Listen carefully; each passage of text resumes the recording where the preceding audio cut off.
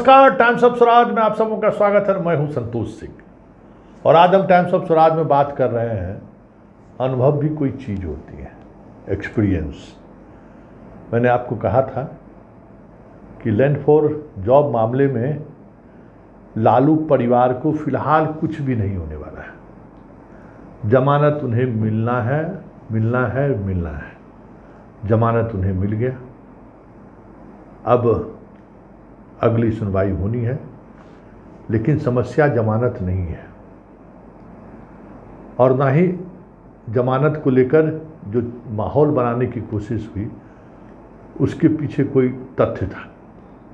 लेकिन समस्या है जो आज से अब शुरू हो गई है, क्योंकि इस केस में जो चीज़ें सामने आ रही हैं वो लालू परिवार को सुकून देने वाला नहीं है।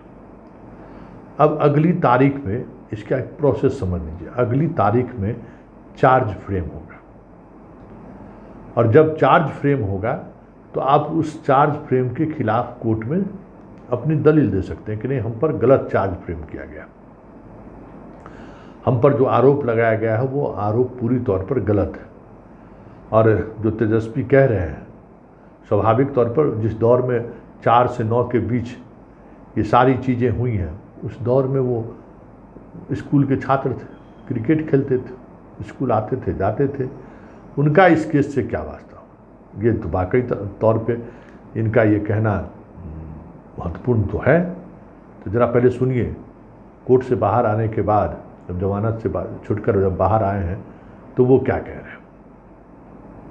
और न्याय मिला है, लेकिन आप जानते ही हैं ये कोई मामला खास तौर पे मेरे ऊपर तो बनता ही नहीं है।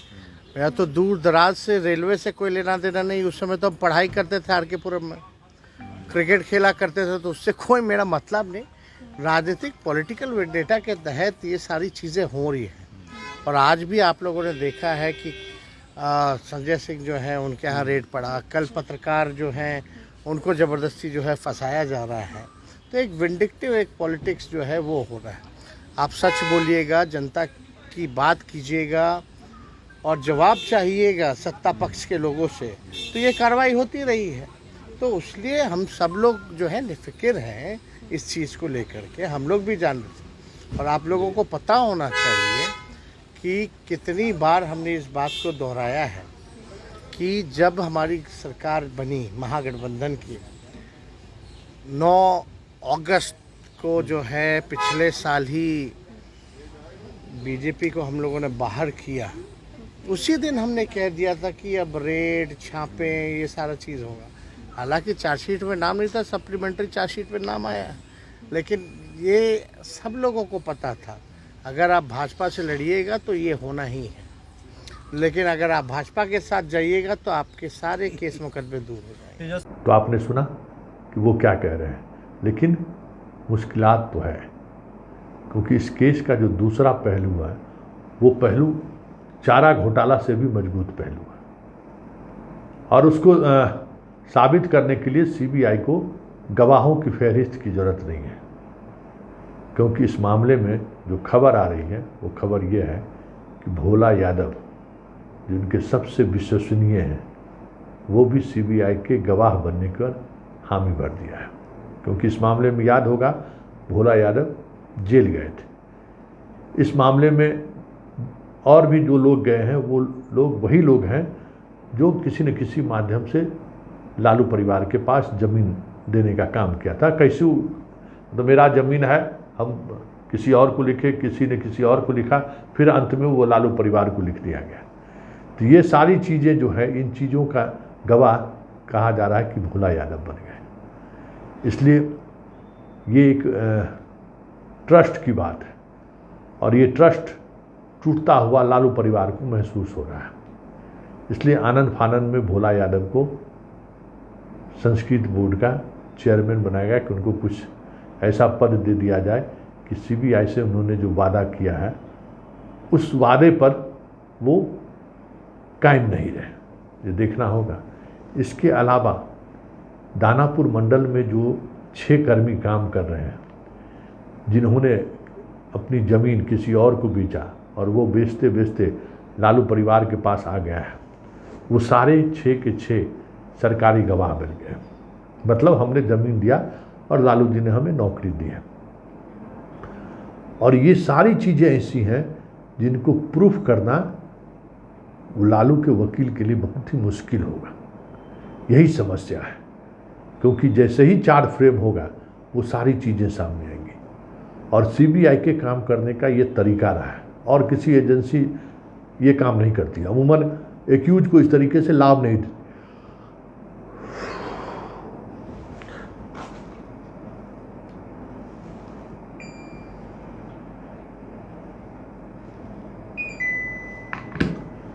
ये सिर्फ सीबीआई ही करती है कि सीबीआई किसी केस में कन्विक्शन हो, इसके लिए उस केस के एक्यूज को ही गवाह बना लेते हैं, बाकी एजेंसी नहीं करती है।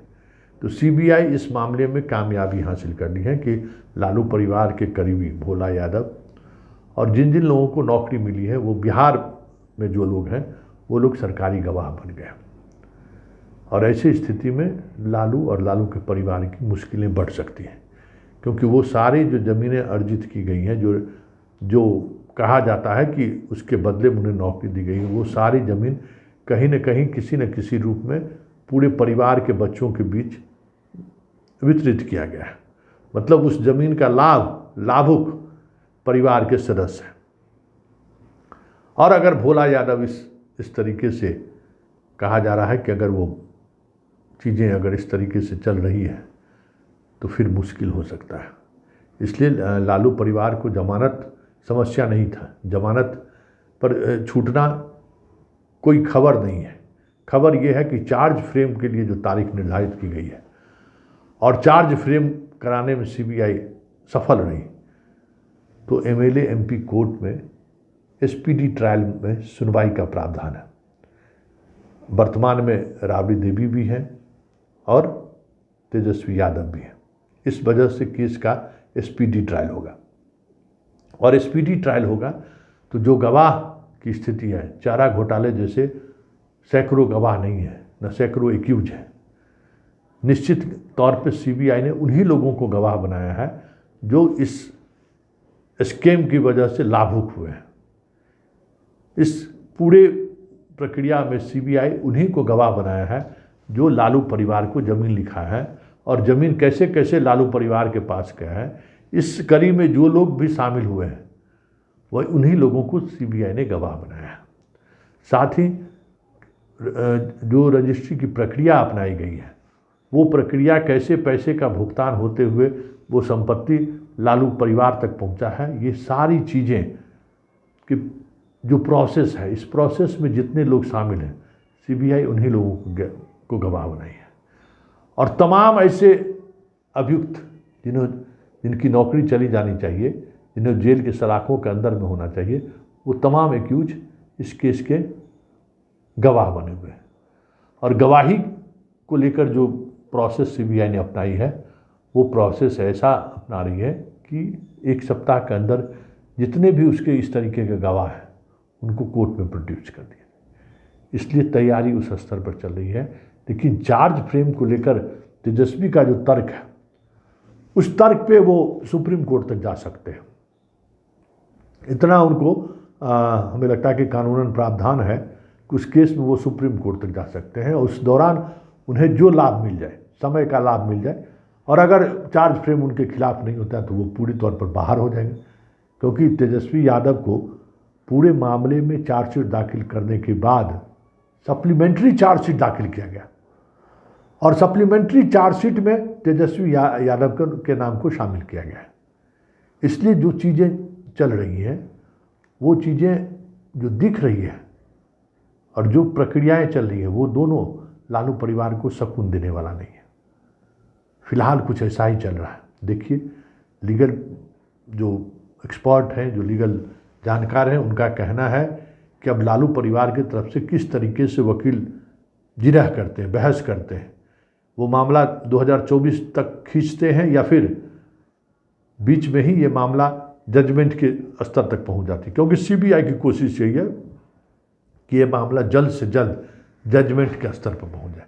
इसीलिए सीबीआई आज गवाही के मामले में ज़्यादा बातचीत की है। एविडेंस के मामले में ज़्यादा बातचीत की, जेल भेजने का विरोध तक नहीं किया, क्योंकि सीबीआई को पता है कि जेल भेजने का कोई मतलब नहीं है। अगर एक्यूज जेल गया तो फिर उन्हें जमानत मिलनी ही मिलनी है, 10 दिन बाद मिले या 1 महीने बाद मिले। लेकिन इस वजह से जो एक अलग तरीके का माहौल बनेगा कि एक इमेज, सीबीआई की इमेज पर भी प्रभाव पड़ेगा। वैसे इमेज की बात अब रही कहाँ, लेकिन प्रभाव पड़ेगा, ये बात सीबीआई समझ रही थी।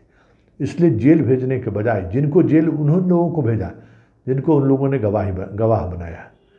तो ये चीज़ें अब साफ दिखने लगी हैं कि लैंड फॉर जॉब मामले में, वो भले ही ये मामला उस दौर में उठा था जब आरजेडी और जदयू साथ सरकार में थे, मतलब 15 की बात कर रहे हैं, और इसी वजह से जो छापेमारी हुई थी, दोनों सरकारें, मतलब सरकार टूट गया था, मतलब गठबंधन टूट गया था।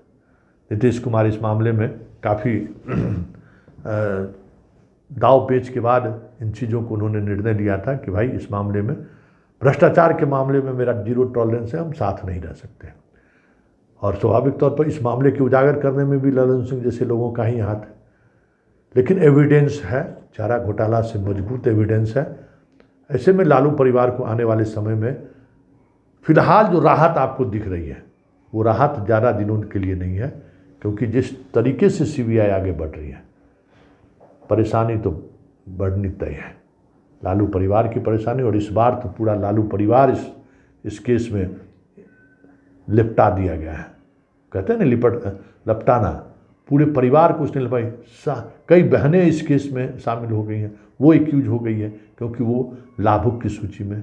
अब लाभुक की सूची को कैसे कोर्ट देखती है, ये भी देखने वाली बात है। अगर मान लीजिए कि मेरे पिताजी गलत किए, भ्रष्टाचार किए, और उस भ्रष्टाचार में अर्जित जो संपत्ति उन्होंने अर्जित की वो हमें दे दिए, हमारे बहनों को दे दिए, इस वजह से हम लोग एक्यूज हो जाएं जबकि हम लोग नाबालिग हैं, ये कहाँ तक सही है, इस पर अब कोर्ट का क्या जजमेंट आएगा, कोर्ट क्या किस नज़रिए से देखती है, ये तो वक्त बताएगा। लेकिन एक ये पॉइंट ज़रूर है, जिस पॉइंट के सहारे तेजस्वी हो, मीसा हो, या बाकी जो बहनें जिनके को एक्यूज बनाने की प्रक्रिया सीबीआई ने निभाई है, वो सारी चीज़ें उस पर निर्भर करती है। लेकिन फ़िलहाल ये राहत नहीं है, यह बस फौरी राहत है। आने वाले समय में ज़मीन के बदले नौकरी मामले में लालू यादव की मुश्किलें बढ़ सकती हैं। और ये केस एक ऐसा केस है जिस केस में चारा घोटाला से भी बड़ी सज़ा लालू यादव को और लालू यादव के परिवार के अन्य सदस्यों को भी, अगर चार्ज फ्रेम होकर चार्जशीट एक्सेप्ट करके अगर ट्रायल फेस में चीज़ें अगर प्रूफ करने में कामयाब रह गई सीबीआई, तो कह सकते हैं कि आने वाले समय में लालू परिवार इस तरीके की मुश्किलों से फ़िलहाल बाहर निकलते हुए नहीं दिख रहे हैं। और इसकी वजह से आने वाले समय में लालू परिवार पर कई और तरीके की मुसीबतें खड़ी हो सकती हैं। ये आज के सीबीआई कोर्ट के एक्शन से साफ समझ में आने लगा है।